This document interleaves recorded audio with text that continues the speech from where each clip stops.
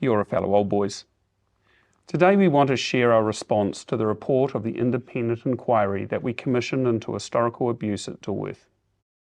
The accounts in the report of abuse endured by former students, as well as the impact it continues to have on their lives, family and whānau, are distressing. The board has listened to and acknowledges what is recorded in the report. On behalf of the board, I sincerely apologise to all former students who suffered abuse while at our school, and to their families and their whānau.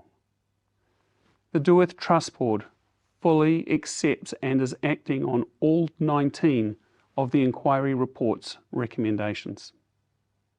Joining me to provide more detail is Dilworth School Headmaster Dan Reddix, who I will now ask to talk to you about some of the work that has been completed or is underway at the school. Thank you, Aaron. As noted in the report, we have implemented extensive changes to embed student safety and well-being at the heart of everything we do at Dilworth School, and to support outstanding educational performance. A year ago, we gained external validation for our child-safe policies, processes and culture when we became the first New Zealand school to achieve ChildWise accreditation.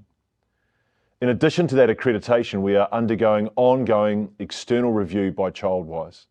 We've also contracted a child safeguarding expert to assist us with further safeguarding progress and improvements.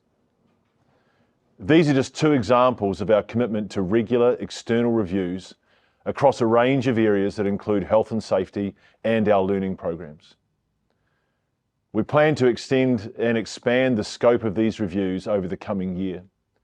We know there is more that we can do, and the inquiry report's recommendations will inform our approach. Our school is focused on driving forward the work needed to further support our number one priority, which is, of course, the safety and well-being of our students and a zero tolerance for abuse of any kind.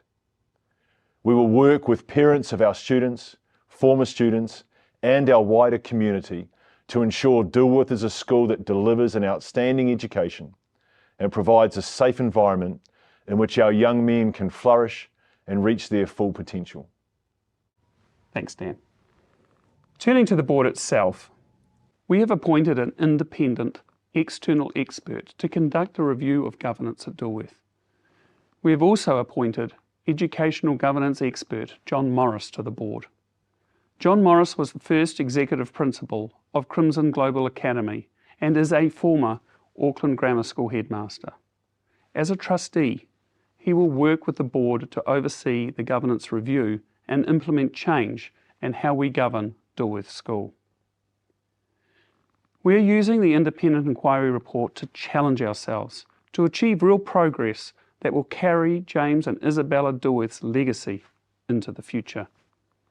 In accepting and acting on all 19 recommendations, the board agrees that a respectful, two-way process of engagement is needed with all those that were affected by historical abuse at our school, as well as the wider Dilworth community.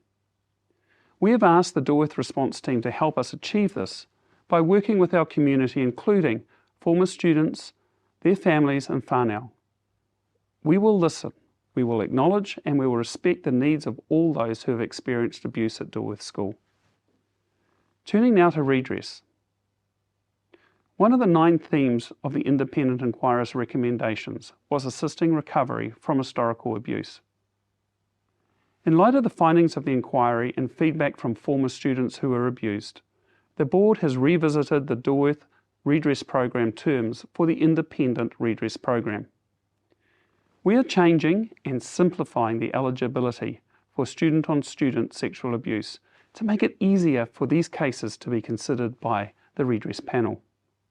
The board remains fully committed to the Independent Dilworth Redress Program, which we firmly believe will serve an important function and purpose in providing redress to promote healing and restoration to former students who experienced abuse while attending Dilworth School.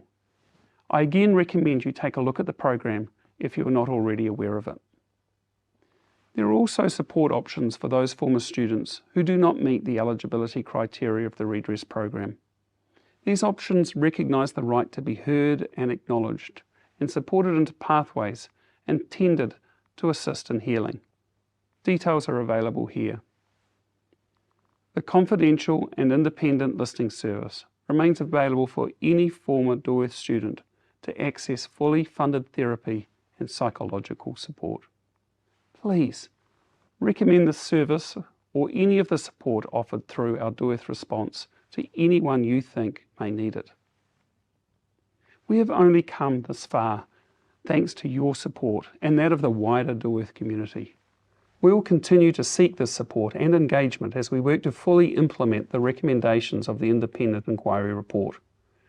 The Dilworth Response website will host our implementation plans and will track our progress. Thank you for your ongoing support of our school.